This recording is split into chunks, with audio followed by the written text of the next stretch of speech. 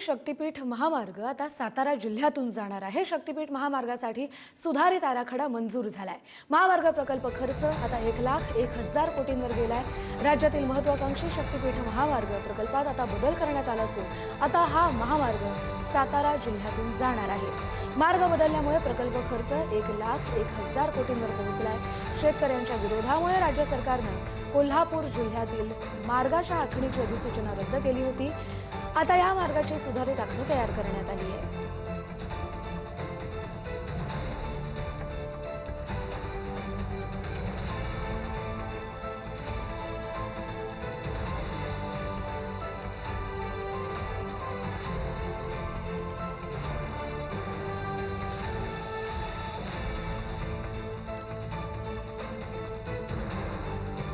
तर या मार्गाची वैशिष्ट्य काय आहे तर नागपूर ते गोवा दरम्यान सुमारे 760 किलोमीटर लांबीचा हा महामार्ग आहे।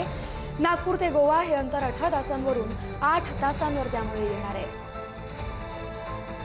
13 जिल्हे, 40 तालुके आणि 400 गावं या शक्तीपीठ महामार्ग प्रकल्पाद्वारे जोडली जातील। महामार्ग पूर्ण झाल्यानंतर प्रवास अधिक जलद होईल।